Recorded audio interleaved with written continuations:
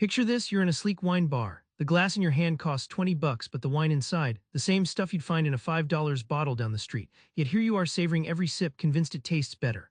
Why? Because you bought the story. Seth Godin's All Marketers Are Liars exposes this spell marketers cast, the stories we buy, believe, and share. But what makes these stories believable and, more importantly, true? Let's unpack this. To sell anything, you don't lead with specs or features, you lead with a story, but not just any story. It has to hit your worldview perfectly or it falls flat. Seth illustrates this with brands you thought you knew. Take the Dyson vacuum cleaner. They didn't sell suction power. James Dyson sold a story about innovation and relentless engineering that promised to change your cleaning life. People didn't just buy a vacuum, they bought the myth of cutting-edge British design defeating household dirt. That story gave Dyson cult status, despite vacuum features being marginally better, if at all. Think of stories like prescription glasses for your worldview. They don't just add clarity, they tint everything you see. Imagine wearing rose-colored lenses. Suddenly, a $125 pair of sneakers isn't just footwear, it's a statement about who you are. Marketers craft these lenses, stories, to shape how you perceive the product, not just what the product objectively is. When a story fits your beliefs, it changes your experience. The iPod wasn't just a music player, it was a revolution in how we connect with music and identity. Belief makes you overlook overlooked quirks and price hikes. The payoff? You become a brand evangelist, sharing that story with your friends, making the myth real. Seth boils marketing down to 3 brutal questions every marketer must ask. Nail these and you craft stories people will believe and buy. Flunk them and the story collapses like a bad punchline. Every marketing effort starts with the story. Think of Fiji water.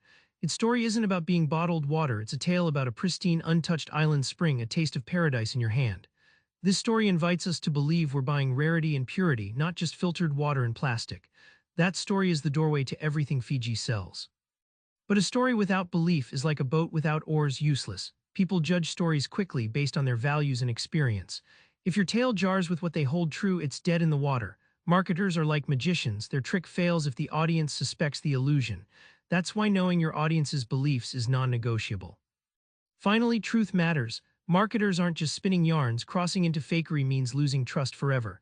Like cigarette companies who blurred facts to hook customers but ended in ruin. The line between powerful story and fraud is razor-thin. True stories sustain loyalty, false ones destroy it. Not every story wins. Some collapse spectacularly, dragging brands down with them. Seth warns us about the dark side of storytelling when marketers forget the truth or sell selfish nonsense. Telemarketers thrived on interrupting us with stories forced down our throats, promises of quick money, easy solutions, or exclusive deals. The problem? Nobody believed these stories anymore because they never matched reality. The result was universal annoyance and blocked calls. These false or selfish tales create backlash and brand hatred, teaching marketers an expensive lesson about respect. Cigarette companies built decades of stories spinning health risks into doubt and glamour, smoking as freedom, rebellion, or sophistication.